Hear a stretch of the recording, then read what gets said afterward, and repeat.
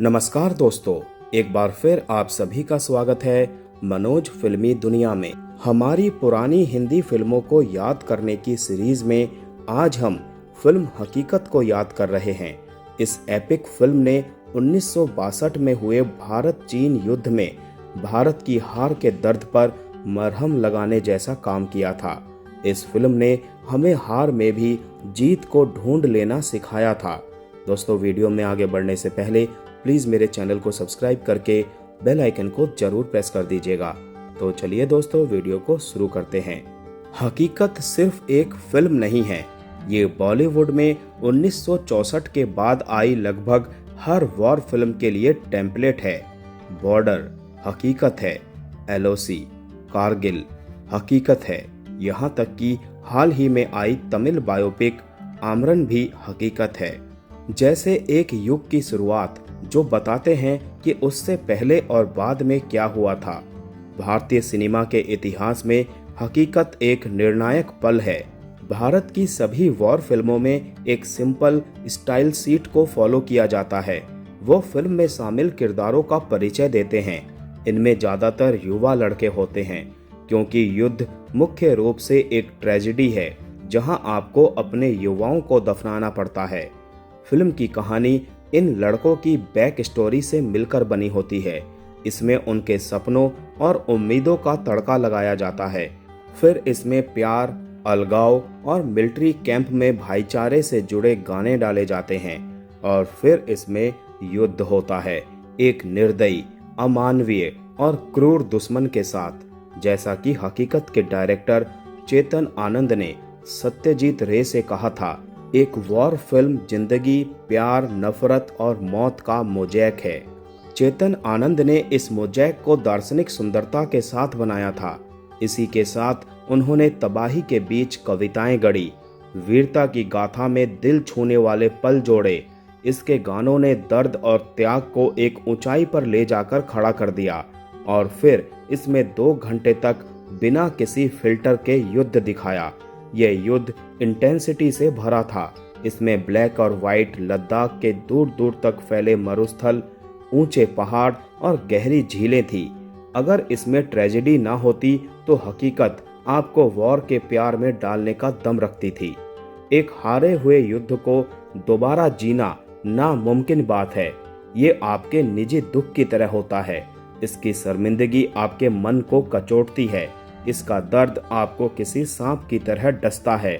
तो चेतन आनंद का 1962 के भारत चीन युद्ध में भारत की हार पर फिल्म बनाना बेहद हिम्मत की बात थी, और वो भी तब जब लोगों के जख्म हरे थे।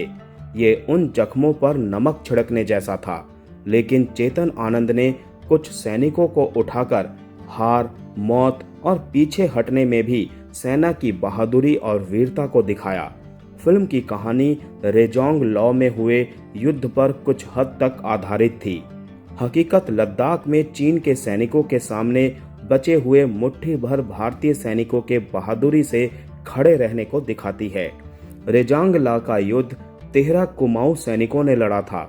उनके लीडर मेजर शैतान सिंह भाटी थे। 18 नवंबर 1962 में जमा देने वाली ठंड में हमारे वीर सैनिक चीन से युद्ध लड़ रहे थे। इस युद्ध में सवेरा होने से पहले ही चीनी सैनिकों ने हमला कर दिया था। ऐसे में 120 से 140 भारतीय सैनिकों ने अपने आखिरी दम तक लगभग 5 घंटों तक युद्ध किया था। मेजर शैतान सिंह को इस लड़ाई में कई गोलियां लगी थी, लेकिन उन्होंने पीछे हटने से मना कर दिया था। उनके साहस के लिए उन्हें परमवीर चक्र से सम्मानित किया गया था। उनकी वीरता की गाथा आज भी राजस्थान के गांवों में सुनाई जाती है। हकीकत में धर्मेंद्र का किरदार कैप्टन बहादुर सिंह एक वीरता भरी लड़ाई शुरू करता है, जिससे एक भारतीय बटालियन को एक कैंप से निकलने का मौका मिलता है। इस बटालियन पर हमले का खतरा है। कैप्टन बहादुर सिंह की इस लड़ाई में उसका साथ एक सिपाही और एक लोकल लड़की प्रिया राजवंश देती है, जिससे कि वो शादी करना चाहता है। लेकिन हकीकत एक राजनीतिक फिल्म भी है। इसमें चीन की तरफ से अचानक हुए क्रूर युद्ध के प्रति भारत की घिन को भी दिखाया गया है। एक सीन में बलराज साहनी का किरदार विश्वासघात के लिए चीन की कड़ी आलोचना भी करता है। वो कहता है, हमने अंतर्राष्ट्रीय स्तर पर उनका साथ दिया, हमने शांति के 5 सिद्धांतों का ख्याल रखा, हमने उनके लीडर्स के लिए रेड कारपेट बिछाकर उनका स्वागत किया, यहाँ तक कि उन्हें हमारे सैनिकों को वीरता के रंग में रंगने के लिए भी कहा और वो उन्हीं सैनिकों के सीने पर गोली मार रहे हैं। फिल्म में बलराज साहनी के इस सीन में असल जिंदगी की तस्वीरें भी दिखाई गई थी। 1962 की लड़ाई में भारत की शर्मिंदगी भरी हार से भारतीय इतिहास को 2 बेहतरीन गाने मिले। स्वर कोकिला रही लता मंगेशकर के गाने ऐ मेरे वतन के लोगों के बारे में बहुत कुछ लिखा जा चुका है। एक दिल छूने वाली लोरी जिसने सुनने वालों के दिलों में क्रांति की भावना भरी। किसी दिन हम राइटर कवि प्रदीप और कंपोजर सी रामचंद्र की लीगेसी को किसी दिन जरूर रिविजिट करेंगे। फिलहाल कैफी आजमी को सिनेमा के 2 सबसे बेहतरीन देशभक्ति गीत लिखने के लिए सेलिब्रेट किया जाना जरूरी है। दोनों ही गाने उन्होंने चेतन आनंद की फिल्मों में दिए थे। हकीकत का अंत कैफी आजमी के लिखे कर चले हम फिदा के साथ होता है।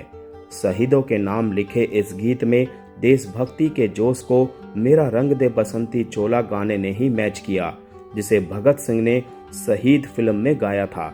हर लाइन त्याग के खून में डिबोई, वीरता के रस से भरी, पूरी तरह से देशभक्ति की भावना को उजागर करती है। ये अंतरा ही देखिए, सांस थमती गई, नब्ज जानती गई, फिर भी बढ़ते कदमों को ना रुकने दिया। कट गए सिर हमारे तो कुछ गम नहीं, सर हिमालय का हमने ना झुकने दिया। मरते मरते रहा बांकपन साथियों, अब तुम्हारे हवाले वतन साथियों। हकीकत के फाइनल क्रेडिट के आने से पहले सैनिकों के पीछे भारत लिखा आता है। इन जोशीले विजुअल्स के साथ कैफी आजमी के लफ्ज, मोहम्मद रफ़ी की आवाज में ये गाना कभी हार ना मानने का जज्बा आपके अंदर भर देता है। ये गाना बहादुर भारतीयों के लिए एक उपयुक्त श्रद्धांजलि, लचीलेपन की एक सिम्फनी, शहादत के आलिंगन के लिए एक साहसी निमंत्रण था। तो दोस्तों, आज का वीडियो यहीं समाप्त करते हैं। मिलते हैं नेक्स्ट वीडियो में। तब तक के लिए आप सभी को टाटा बाय बाय, टेक केयर।